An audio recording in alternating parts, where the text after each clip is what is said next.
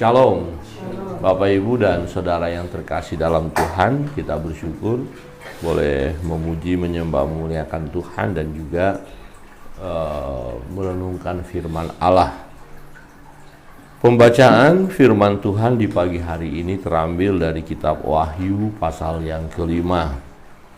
Yang berbicara bahwa ada meterai dan hanya Yesus yang mampu berkuasa untuk membukanya, dan itu berisi peristiwa-peristiwa yang akan terjadi di masa yang akan datang, dan itu adalah masa yang kita nantikan. Kita akan baca secara bergantian.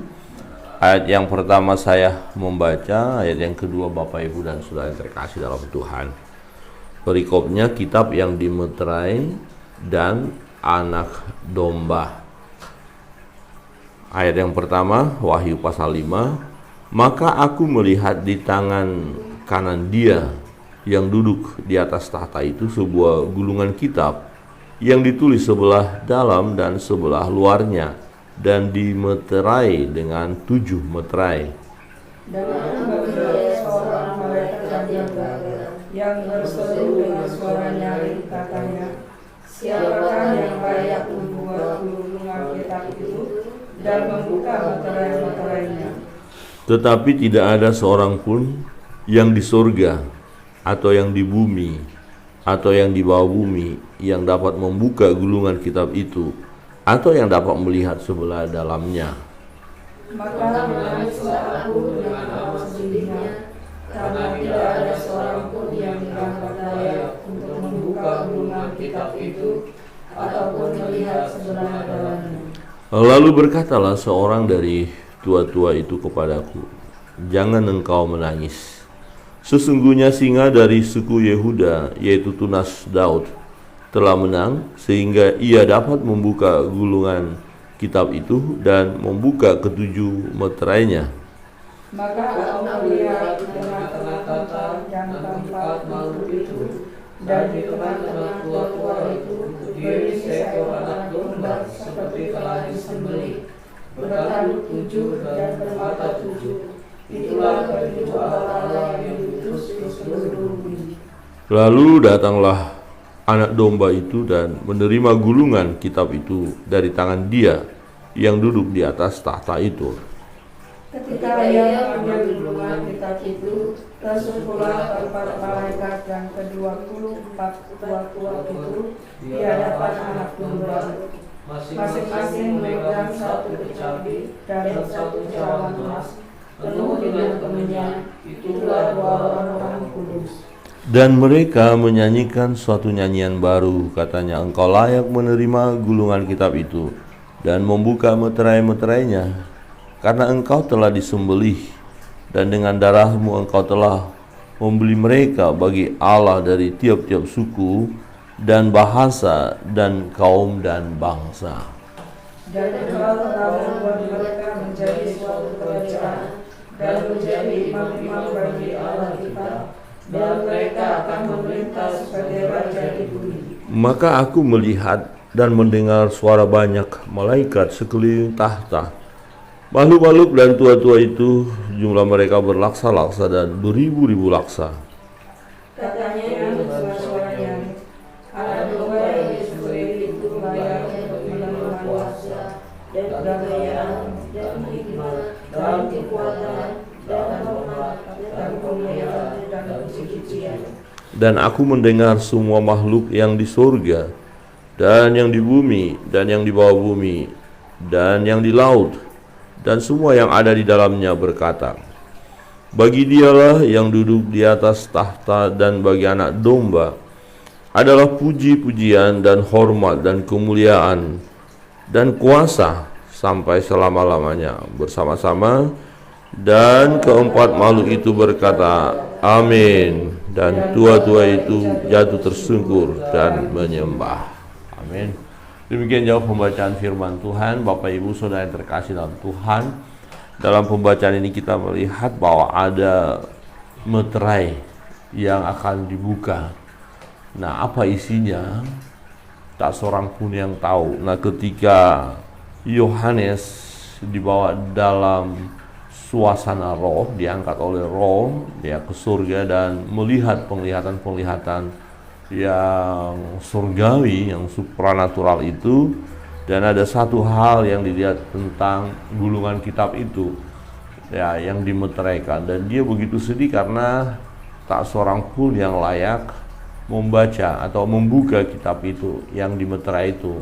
Tetapi kita lihat tadi seorang tua-tua berkata, ya jangan menangis, karena ada satu pribadi yang dapat membukanya, satu pribadi ya yang bisa membuka meterai itu. Dan nanti kita akan melihat kelanjutannya bahwa apa isi meterai demi meterai, 7 meterai ya, kemudian meterai yang ke-7 nanti kalau kita baca ternyata berisi lagi 7 cawan ya. Jadi kita melihat bahwa hanya Yesus yang sanggup membuka itu ya, membuka meterai itu. Nah, di ayat 2 berkata begini, dan aku melihat seorang malaikat yang gagah yang berseru dengan suara nyaring, katanya, siapakah yang layak membuka gulungan kitab itu dan membuka meterai-meterainya? Tetapi tidak ada seorang pun yang di surga atau yang di bumi atau yang di bawah bumi yang dapat membuka gulungan kitab itu atau yang dapat melihat dalamnya. Maka menangislah aku dengan amat sedih. Ya, maka menangislah aku dengan amat sedih. Jadi, wah, tidak ada yang bisa buka. Sedemikian ya keadaannya, sedemikian rupa ya. Jadi yang layak itu siapa? Ya, yang hidupnya benar itu siapa? Yang hidupnya itu kudus siapa? Sehingga dia layak membuka gulungan kitab itu yang termeterai itu. Nah, ternyata hanya satu pribadi. Di ayat 5 berkata, lalu berkatalah seorang dari tua-tua itu kepadaku, jangan engkau menangis, sesungguhnya singa dari suku Yehuda, yaitu tunas Daud, telah menang, sehingga ia dapat membuka gulungan kitab itu dan membuka ke-7 meterainya. Jadi siapa yang akan membuka meterai itu? Hanya satu pribadi yang sanggup membukanya, yaitu Yesus. Ya, Yesuslah ya singa dari suku Yehuda. Yesuslah yang disebut tunas Daud. Dia yang sudah menang. Ya, dia sang pemenang itu. Dia yang mengalahkan maut. Dia yang mengalahkan kuasa kegelapan.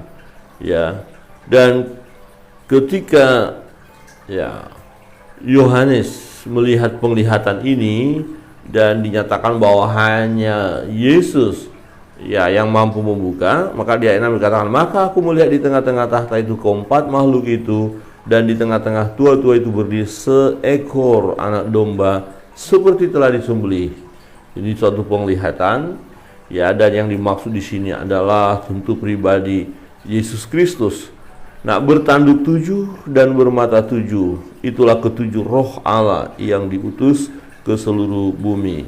Ya, angka 7 angka kesempurnaan. Jadi bertanduk 7, bermata 7 dan ke-7 roh yang diutus ke seluruh bumi berbicara tentang kuasa Allah ya, kesempurnaan daripada Allah itu. Ya, jadi dia maha hadir, maha mengetahui, maha kuasa. Dan ya kita lihat di sana bahwa ya anak domba, dikatakan anak domba seperti telah disembelih dalam penglihatan daripada Yohanes tadi. Nah, itu mengacu kepada Yesus. Nah, siapakah Yesus?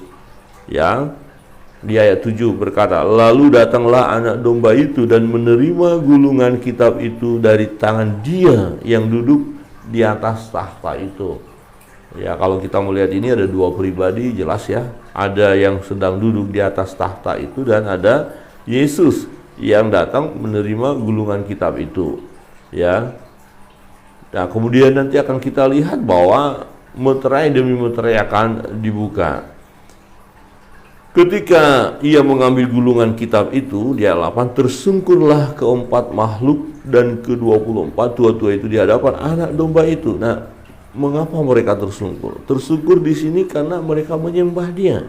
Berarti siapakah dia sehingga makhluk itu dan tua-tua itu menyembah dia, menyembah ya yang menerima gulungan tadi, yaitu menyembah anak domba, berarti dia anak domba itu, Yesus adalah Tuhan, hanya Tuhan yang harus disembah. Jadi Yesus adalah Tuhan, dia adalah Allah, ya. Nah, perhatikan di sini dikatakan ketika mereka tersungkur, masing-masing memegang satu kecapi dan satu cawan emas penuh dengan kemenyan. Itulah doa orang-orang kudus. Ya, rupanya doa-doa orang kudus itu ditampung, ya. Ditampung doa-doa permohonan daripada orang-orang percaya, ya, penuh dengan kemenyan. Ya, kemenyan berbau harum, ya, seringkali kita dengar, ya. Dupa yang berbau harum. Jadi ini adalah doa-doa kita, doa-doa orang percaya itu, ya. Dan mereka menyanyikan satu nyanyian baru, katanya, engkau layak menerima gulungan kitab itu dan membuka meterai-meterainya, karena engkau telah disembelih dan dengan darahmu engkau telah membeli mereka bagi Allah dari tiap-tiap suku dan bahasa dan kaum dan bangsa. Yang menarik Bapak Ibu Saudara yang terkasih dalam Tuhan, ini sudah terjadi, ya, yaitu dengan kematian Yesus Kristus di kayu salib. Ya, untuk apa kematian itu? Untuk apa? Sehingga dia darahnya harus tercurah, ya, untuk membasuh segala dosa umat manusia. Manusia yang mana yang diselamatkan, yang dibasuh dosanya? Yaitu mereka yang percaya kepada Yesus. Jelas di sini dikatakan bahwa, ya, karena engkau telah disembelih, karena Yesus telah disembelih sehingga dia layak menerimanya. Yesus berkorban, Yesus menguduskan, ya, setiap orang, setiap suku, setiap bangsa, setiap bahasa, ya, yang datang kepada Tuhan. Nah, ini adalah masa, ya, pemberitaan kabar baik. Ini adalah masa di mana orang sedang menantikan kabar baik. Ini adalah masa di mana, ya, nama Yesus harus terus diberitakan. Supaya apa? Supaya tiap-tiap suku dan bahasa dan kaum dan bangsa menyembah dia. Ya, hanya dia, sebab dia yang membuka gulungan itu, dia yang membuka meterai itu, ya. Dan kita melihat bahwa dialah, ya, yang akan menyelamatkan umat manusia. Kenapa? Karena dia sudah disembelih. Ya, dia sudah mengorbankan dirinya untuk keselamatan manusia. Dan engkau telah membuat mereka menjadi satu kerajaan dan menjadi imam bagi Allah kita. Jadi kita orang-orang percaya, ya, kamu adalah umat pilihan Allah, umat imamat rajani, ya. Jadi kita orang percaya ini menjadi imam-imam, jadi perantara, ya, kepada Allah. Artinya begini, kita yang percaya kepada Tuhan, kepada Yesus, ya, diberi posisi yang sangat luar biasa supaya melalui kita, ya, di mana kita bersaksi, di mana kita memberitakan tentang Dia, maka orang lain akan datang kepada Tuhan. Orang lain akan menyembah Tuhan. Di ayat 12 berkata begini, katanya dengan suara nyaring, anak domba yang disembelih itu layak untuk menerima kuasa dan kekayaan dan hikmat dan kekuatan dan hormat dan kemuliaan dan puji-pujian, ya, bagi dia yang duduk di atas tahta dan bagi anak domba, ya, bagi Allah Bapa dan bagi Yesus, ya, adalah puji-pujian dan hormat dan kemuliaan dan kuasa sampai selama-lamanya. Bapak Ibu Saudara yang terkasih dalam Tuhan, kita sungguh bersyukur memiliki Allah yang hidup. Dari kebenaran firman Tuhan, kita melihat bahwa hanya Yesus yang sanggup membuka meterai itu dan gulungan itu. Apa yang ada di dalam, yang penuh dengan rahasia itu, dan itu akan terjadi, nanti akan dibukakan, ya. Dan kita bersyukur Yesus hanya dia yang sanggup membuka, karena dia sudah disembelih, dia sudah mati untuk kita, ya, orang-orang berdosa. Dan kita sebagai orang-orang yang sudah diselamatkan bersyukur bahwa, ya, kita ada dalam kuasanya. Jadi waktu saudara dan saya menyembah Allah, menyembah Yesus, berarti apa yang kita lakukan tidak sia-sia, karena kita menyembah Allah yang hidup. Amin. Allah yang hidup, Allah yang benar, Allah yang berkuasa. Segala kuasa, kemuliaan, pujian, hormat, kekuatan, hikmat ya kekayaan, semua ada pada Dia. Jadi suatu tindakan yang sangat-sangat benar, sangat-sangat terpuji, sangat-sangat baik, di mana kita datang kepada Dia, di mana kita menempel kepadanya, di mana kita mengadu kepadanya, di mana kita berserah kepadanya, di mana kita berjalan bersama dengan Dia, mengiringi Dia sampai garis akhir hidup kita. Kiranya kebenaran firman Tuhan yang menolong kita untuk tetap setia di dalam Tuhan. Amin. Setialah sampai garis akhir, sebab segala kuasa itu ada pada Yesus. Bukankah itu yang sudah Yesus katakan kepada murid-murid ketika Dia hendak naik ke surga? Segala kuasa di bumi, di surga ada padaku, ya, diberikan kepadaku, kata Yesus. Jadi segala kuasa itu ada pada Yesus. Artinya Yesus adalah pribadi yang berkuasa, maha kuasa, satu-satunya pribadi yang memiliki kuasa. Ya, jadi Dia adalah Allah.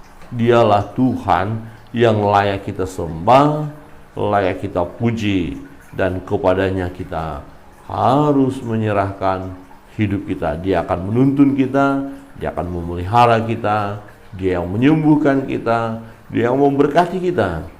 Ya, untuk itu setialah sampai garis akhir. Tuhan Yesus memberkati kita sekalian.